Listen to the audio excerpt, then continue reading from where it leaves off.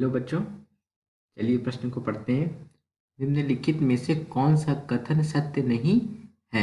देखिए बच्चों, कथन क्या, कौन सा कथन सत्य नहीं है, इसको बच्चों ध्यान में रखिएगा। देखिए बच्चों, हमारे पास यहाँ पे क्या है, 4 विकल्प दिए हुए, सही विकल्प का चुनाव करना है। तो चलिए बच्चों, देखते हैं मुख्य अवधारणा। मुख्य अवधारणा।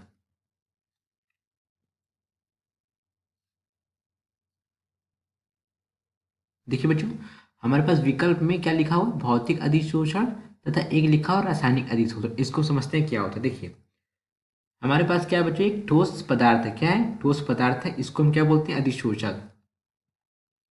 अधिशोषक। जब हम इसको क्या करते हैं, खुली सतह में रख देते हैं, तो वायु में उपस्थित नमी तथा गैसें, विभिन्न प्रकार की गैसें क्या होती हैं, इसके पृष्ठीय सतह पर आकर क्या हो जाती हैं, जमा हो जाती हैं। तो इनको क्या बोलते हैं, इनको हम बोलते हैं अधिशोष्य। क्या बोलते हैं, अधिशोष या अधिशोष पदार्थ भी कहते हैं। और ये पूरी प्रक्रिया क्या कहलाती है, अधिशोषक। क्या कहलाती है, अधिशोषक। अब देखिए इसमें हो क्या रहा है, ये जो ठोस पदार्थ है हमारा तथा जो अधिशोषक है, ये गैस वायु में उपस्थित जो नमी है, गैस को क्या कर रहा है, शोषित कर रहा है। क्या कर रहा है, अधिशोषित कर रहा है, उनकी अब क्या पृष्ठीय सतह पर जमा कर रहा है। तो ये क्यों, यहाँ कोई बल लगा रहा है, हाँ बल लगा रहा है। कौन सा बल लगा रहा है, एक तो बल लगा रहा है, कौन सा, दुर्बल वांडरवाल बल। दुर्बल वांडर वाल्स बल। इसको क्या कहते हैं, इसको कहते हैं, जब दुर्बल वांडर वाल बस लगाता है जब ठोस पदार्थ, तो उसे हम क्या कहते हैं, भौतिक अधिशोषण। भौतिक अधिशोषण कहते हैं। और जब ठोस पदार्थ ठोस पदार्थ कौन सा बल लगाता है, प्रबल संयोजकता बंध बल। प्रबल संयोजकता बंध बल लगाता है, तो वो हमारा कौन सा अधिशोषण हो जाएगा, वो हमारा अधिशोषण हो जाएगा रासायनिक अधिशोषण। कौन सा हो जाएगा, रासायनिक अधिशोषण।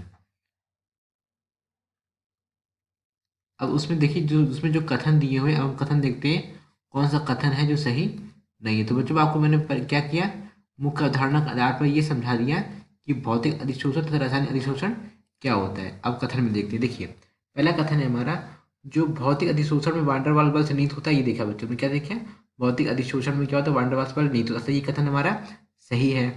तो उच्च ताप तथा कम दाब पर भौतिक अधिशोषण कम हो जाता है। हाँ बच्चों, होता क्या है भौतिक अधिशोषण में, यहाँ पे देखिए भौतिक अधिशोषण में, ये हमारा दूसरा कथन था। दूसरा कथन क्या है, भौतिक अधिशोषण उच्च ताप पर क्या होता है, उच्च ताप तथा कम दाब पर भौतिक अधिशोषण कम हो जाता है। हाँ, ताप बढ़ाने पर क्या होता है हमारा, जो भौतिक अधिशोषण होता है, भौतिक अधिशोषण बढ़ता है।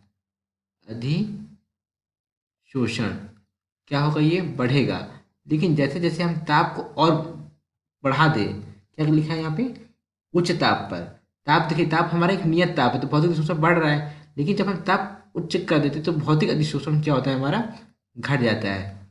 भौतिक अधिशोषण ये क्या हुआ, घट गया। ऐसा क्यों होता है, क्योंकि बच्चों इसमें जो क्या होता है कि जो वांडरवाल जो गैस होती है, इसमें जो भी गैसें अधिशोषित हो रही है ना, उनके क्रांतिक ताप के नीचे बहुत अधिक शक्तिशाली होती हैं।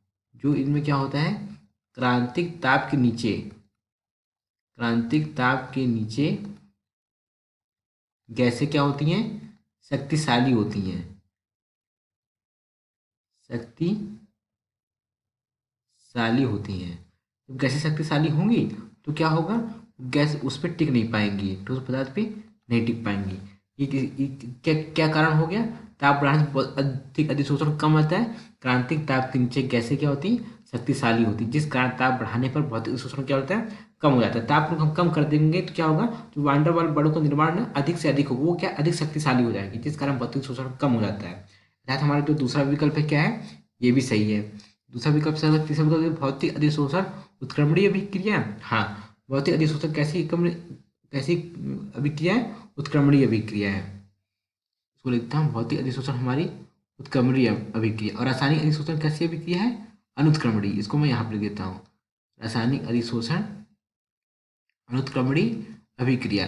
जो दुर्बल बार बार बार लगता है, जब दुर्बल बार बार बार लगता है तो होता है क्या कि जो ठोस है, क्या है, गैस के अणु ठोस से छोड़ते रहते हैं, छोड़ते रहते हैं, जाते रहते हैं, जाते रहते हैं, तो ये कैसी अभिक्रिया हो गई? उत्क्रमणीय अभिक्रिया हो गई। लेकिन बच्चों यहाँ पे जो लिखा हुआ है कि रासायनिक अधिशोषण में निहित अधिशोषण ऊर्जा का मान भौतिक अधिशोषण ऊर्जा से कम होता है। अभी इसका क्या है, अधिशोषण ऊर्जा मतलब क्या हुआ? इसका मतलब ये हुआ कि जब ठोस पदार्थ जो कर रही, इसमें जो गैस के अणु को अपनी तरफ क्या कर रहा है? खींच रहा है। जब खींचने में कुछ ऊर्जा मुक्त होती है, खींचने में क्या होती है?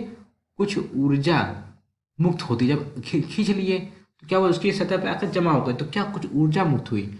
इसे क्या कहते हैं? इसे हम कहते हैं अधिशोषण ऊर्जा।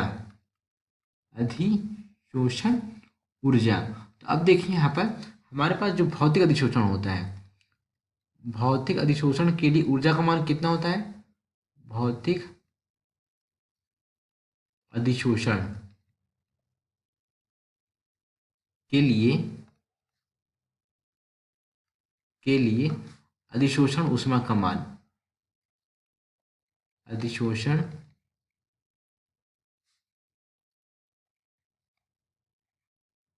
ऊष्मा का मान कितना होता है? 40 kilo joule. 40 kilo joule mole inverse होता है। और यही हमारा रासायनिक अधिशोषण भी कितना होगा? देखिए, रासायनिक अधिशोषण के लिए, अधिशोषण के लिए अधिशोषण ऊष्मा का मान, अधिशोषण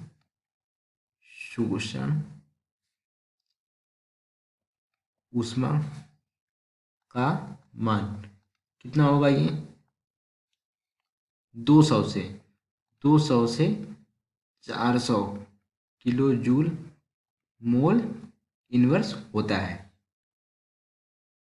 तो इसमें बच्चों रासायनिक अधिशोषण का जो अधिशोषण ऊष्मा का मान वो क्या है? एक सेकंड, रासायनिक अधिशोषण का जो ऊष्मा का मान वो क्या है? अधिक है।